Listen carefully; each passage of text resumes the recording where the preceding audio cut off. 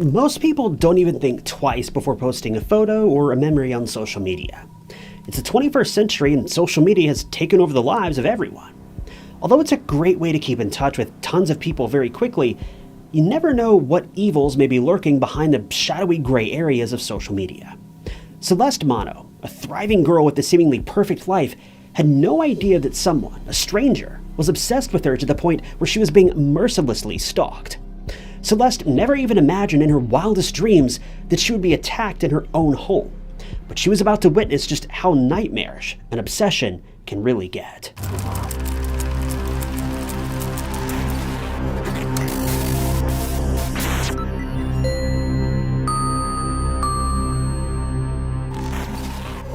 Celeste Manno was born on November 22, 1996 in Italy, and had an older half-brother Jaden and a younger brother Alessandro. When Celeste was still young, her family moved to Melbourne, Australia, where Celeste graduated high school and attended RMIT University in 2015, where she studied criminology and psychology. Celeste had dreams of becoming a psychologist and wanted to help people by understanding what went on in the complex human brain. After she graduated college, she worked at a call center called Serco in Mill Park, Melbourne, and Celeste was amazing at her job, so much so that she climbed up the ranks and soon found herself promoted to the position of team leader. She also met a guy, Chris Risdale, at her workplace, and the two began dating. Celeste was defined as the epitome of kindness. She was a beautiful girl with a bright future ahead of her. She loved to dance and was even a cheerleader in her high school. Chris, Celeste's boyfriend, adored her and her personality. He defined Celeste as a treasure, and that he was really lucky for her to have chosen him to be her significant other. Celeste was also super close with her family. She and her brothers got along amazingly, and Celeste was very close with her mother, Aggie. She lived with her mother after graduation in Mernda, where the rest of this case takes place. Aggie and Celeste had the perfect mother-daughter relationship, and Celeste almost always shared everything with Aggie. Celeste and Aggie also had a nighttime ritual in which Aggie would always tuck Celeste in before bed, and they would talk about their days before calling it a night. Their bond was just so heartwarming because no matter her age, Celeste always turned to her mother for advice and comfort. Overall, Celeste was a young woman who had a lot to explore, look forward to, and experience. But things wouldn't be the same for long, and Celeste would meet her tragic end just days before her 24th birthday. And that too in her own home, a place that most people assume is safe, no matter what.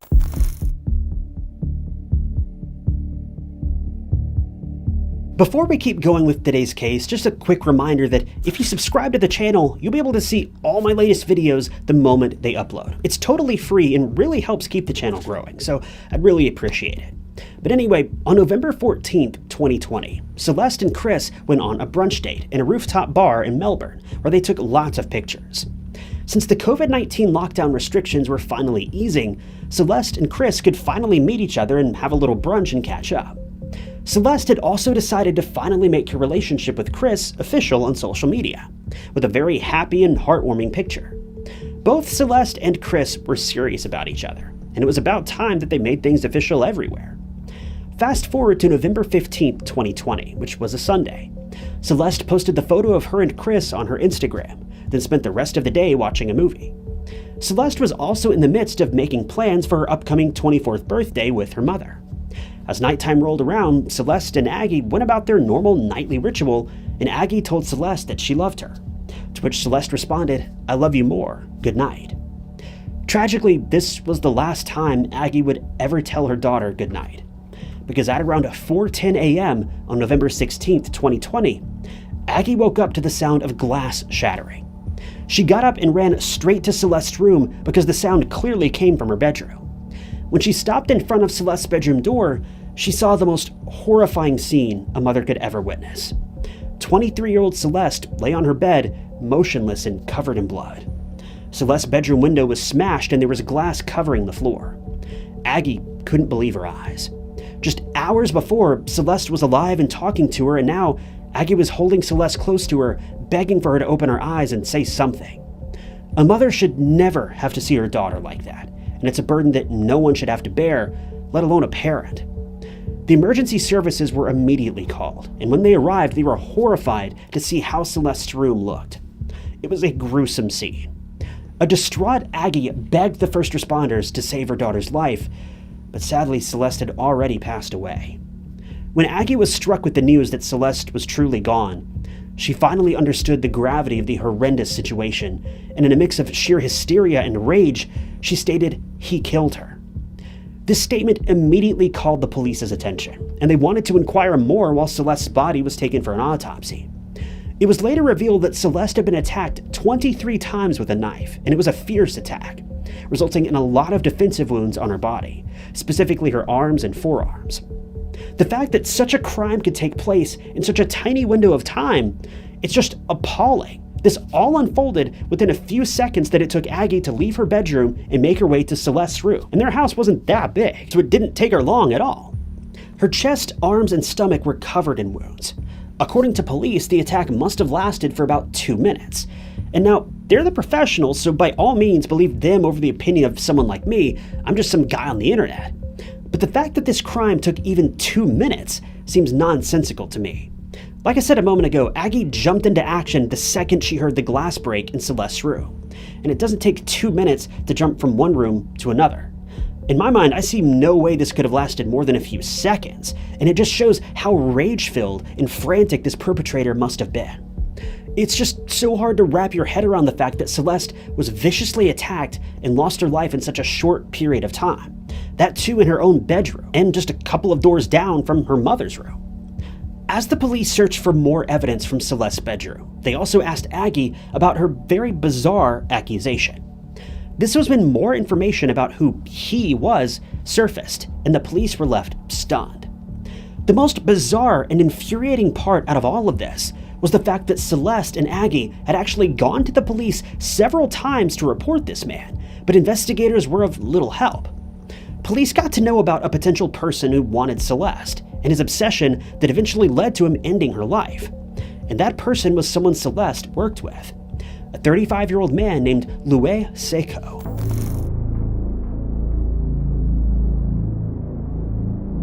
So who was Louis Seiko, and why would he attack Celeste so barbarically?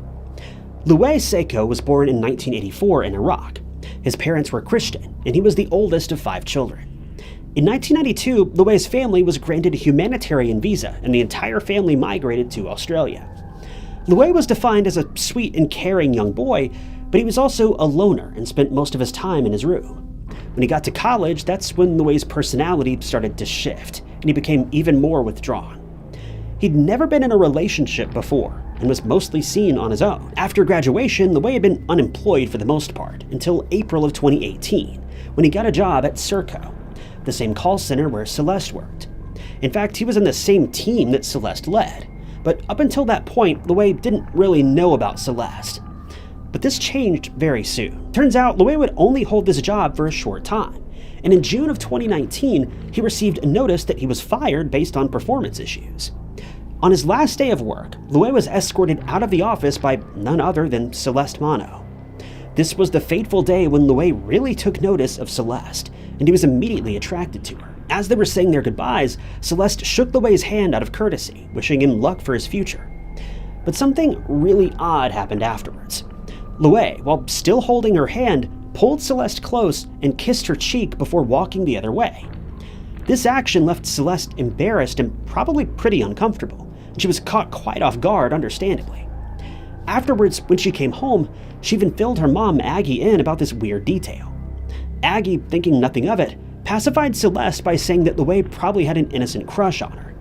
But in my book, making a physical advance towards someone like that's not innocent. A few nice compliments, that's innocent. But Celeste, chalking this incident up to Louis just being a little weird, decided to let it go. But Louis was nowhere near done with Celeste. In fact, this encounter led him to develop a strong, one-sided infatuation with Celeste, and he knew that he wanted to have something more than a professional relationship with her. About a week later, Celeste received a message on Instagram, and it was from Louis.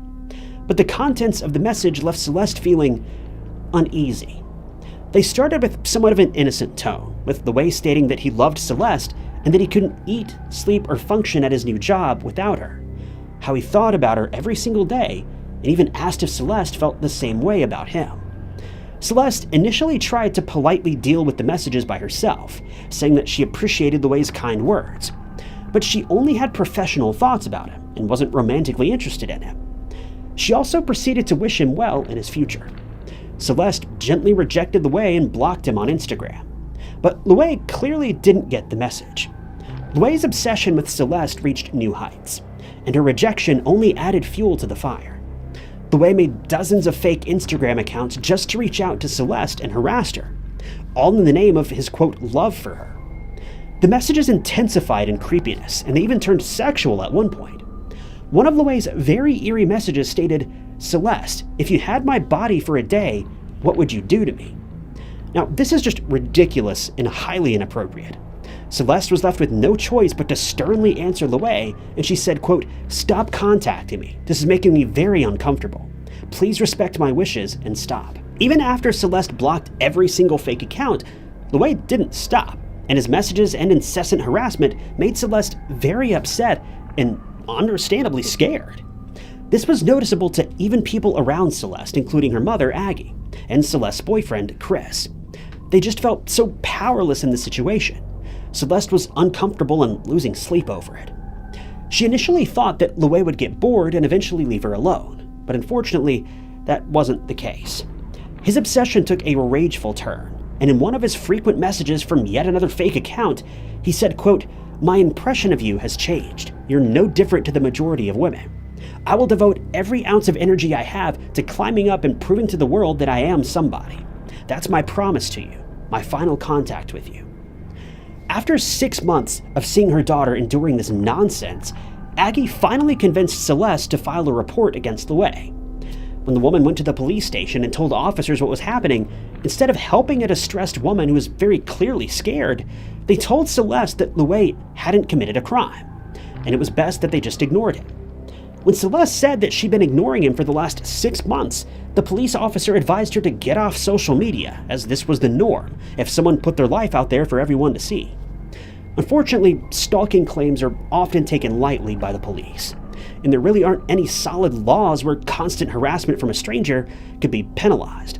Now, there are obviously some laws in place about this sort of thing, but they're so vague and poorly understood that in the vast majority of cases, police don't bother with harassment cases like this until a crime has actually been committed.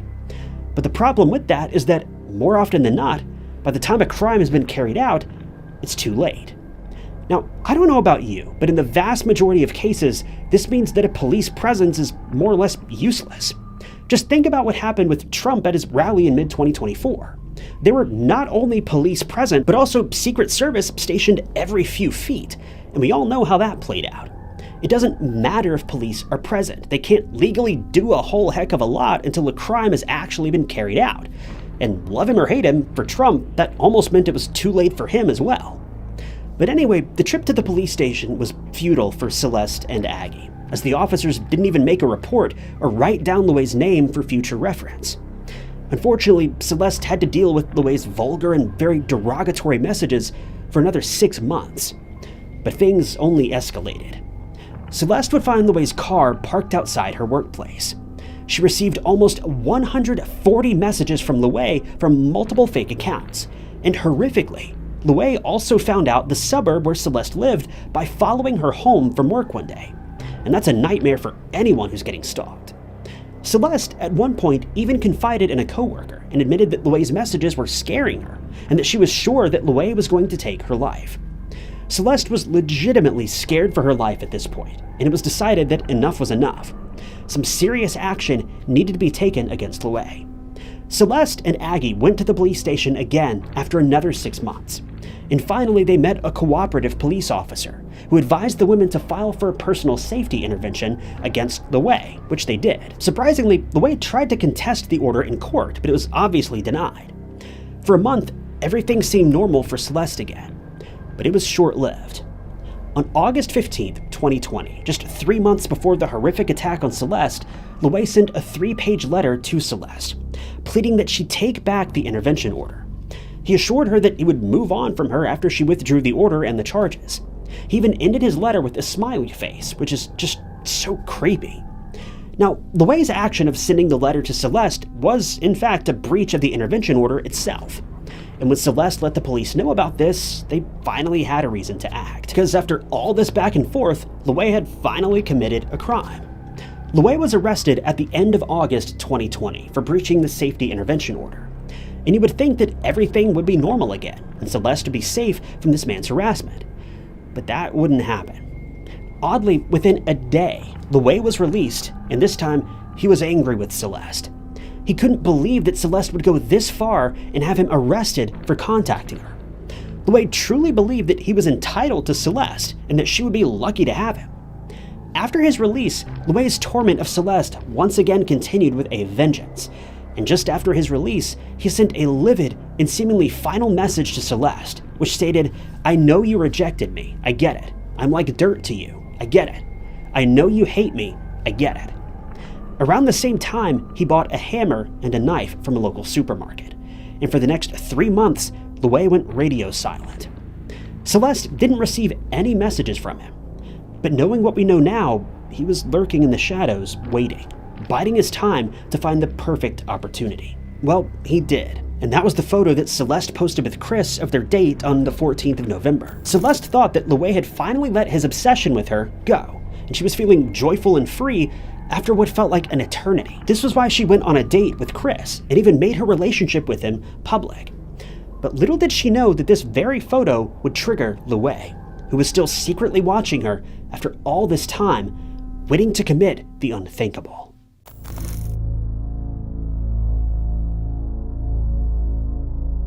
Leading up to the terrible day of November 16th, Louay had apparently figured out which home was Celeste's by peering in the driveway and finding her car parked there, and even had her home floor plan mapped out to find where Celeste's bedroom was. Now, how he got a hold of this, we don't really know. But Louay had studied every single photo of Celeste, looking for details of her bedroom so that he knew exactly what her room looked like, which is just so terrifying. He was ready to launch a violent attack on Celeste because, in his mind, if he couldn't have her, no one could. On the 16th of November, at around 4:10 a.m., Louay climbed the side fence of the Manno home and smashed Celeste's bedroom window with a hammer. This was the sound that Aggie woke up to. Louay then proceeded to enter Celeste's bedroom and attacked her at least 23 times in less than 2 minutes, according to police. Then he left through the same window and fence with traces of blood found on it, leaving Celeste to be discovered by her mother. A neighbor's CCTV camera also caught Louay zipping out of the street around the same time that the paramedics arrived. And after hearing from Aggie about the year-long cyber torment that Celeste went through, the police knew they had to arrest Louay immediately. But they didn't have to, because after attacking Celeste, Louay made a beeline for the police station, showed up with an injured hand, and confessed to the crime while handing Celeste's address to the officer. He stated, "She's dead. She's dead. Go have a look. You know what happened. It's your fault." And truer words may never have been spoken. In my eyes, this certainly is the fault of the local police. Louay even tried to coerce the police officer to fire at him so that he could evade the law and essentially pass away with Celeste. But the police cornered him and he was arrested. As soon as Louay was in custody, he was charged. And while searching his phone, the police found out that he was monitoring Celeste closely on Instagram, along with hundreds of screenshots of Celeste and Chris. Not only this, when officers searched Louay's laptop, they found Google searches pertaining to Chris, her boyfriend, the bar where Celeste and Chris had their date, and investigators even found Celeste's home floor plans, but again, no idea how he got a hold of these. After being arrested, Louay was awaiting trial, which took almost 3 years to reach completion. This delay was due to the COVID-19 restrictions, but a major part of it was because of Louay. He tried to stretch the trial as much as he could, and he even tried to use the mental health stance as a way to evade the law. He did eventually plead guilty, but he tried everything he could to get away with this crime, pulling out all the stops to either prove himself as insane or completely innocent, even though he had already confessed at this point. Louay tried to convince the jury that he was mentally unstable and that he was suffering from an episode of psychosis at the time that he attacked Celeste. On top of it all, he would fire his lawyers right before the trial, pushing the process back even more. He even represented himself at times, and he also tried to delay the court proceedings by maintaining that he only attacked Celeste twice, not 23 times as the coroner stated in the autopsy report. Louis was adamant to prove himself to be mentally unfit, so that he wouldn't get such a harsh sentence, as a result of which a lot of psychiatric evaluations were done on Louis. And one doctor in particular, Dr. Dargy, said that Louis suffered from hallucinations and was forced by an imaginary entity called Isha to act like a criminal. But it was also Dr. Dargy who issued a warning in court and stated that Louis was likely to reoffend if he ever got out, and that if he gathered sympathy from female prison guards, then things could take a turn for the worse. Ultimately, it was found that Louis was just an egotistical, self-absorbed individual who couldn't bear the thought of being rejected by Celeste, and he was actually faking symptoms of mental health issues. You have to be a different level of sick to come up with such an elaborate plan to try to get a lesser sentence for taking the life of an innocent and amazing young woman who didn't even want you. It's just unbelievable. Celeste's family, especially her mother Aggie and her brothers, wanted Louis to be sent to prison forever. And the prosecution even stated that the crime was premeditated, given that he'd bought the weapons 3 months prior, and that the nature of the crime was angry and violent. Louis had every intention to end Celeste's life that night because he saw how happy she was with Chris, and that the couple's photo was almost mocking Louis, which was why he lashed out and attacked Celeste, ultimately leading to her tragic demise. After 3 long years, on February 29, 2024, Louis Seco, who is now 39 years old, was sentenced to 36 years in prison, with the possibility of parole after 30 years. Justice Dixon went on to explain that life imprisonment couldn't be warranted in this case because Louis had a rare and extreme personality disorder, and this affected his mental state at the time of the crime. Justice Dixon also went on to emphasize the trauma Celeste's family went through because of Louis. But it's just so appalling to see a man who, mind you, wasn't even remorseful for savagely attacking Celeste get sentenced to what's essentially nothing for the damages he inflicted on a once happy family. He took the rest of this young woman's life, but he only had to pay with a portion of his own.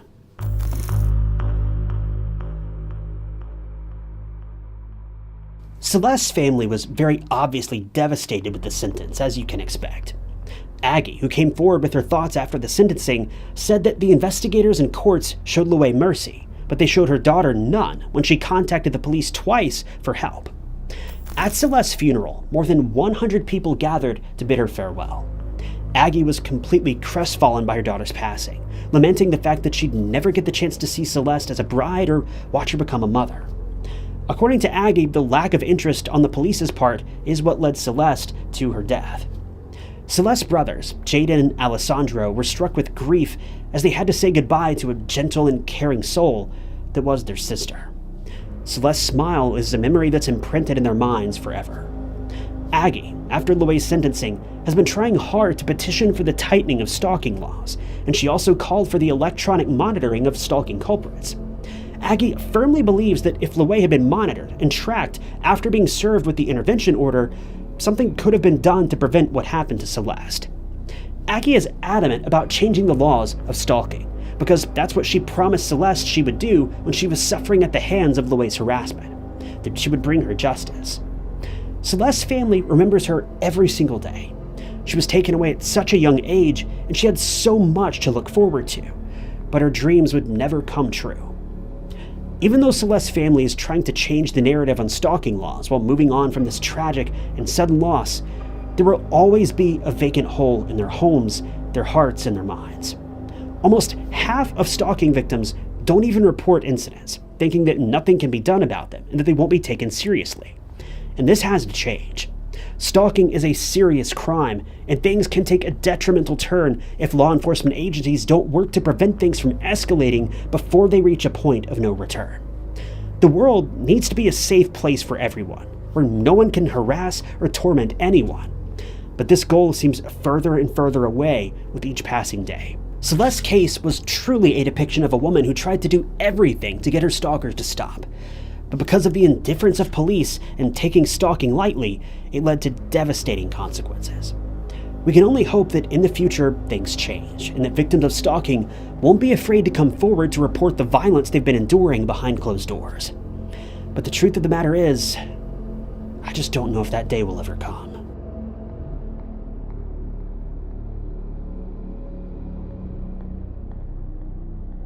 Thank you guys for tuning in to another episode of True Crime Stories. If you enjoyed this video, check out this other interesting case I covered, and don't forget to subscribe. It's totally free and keeps you up to date with all of my future videos. You can also click that join button below to help support the channel and see new videos long before everyone else does. But my name is Ty Knotts, and I'll catch you guys in the next one.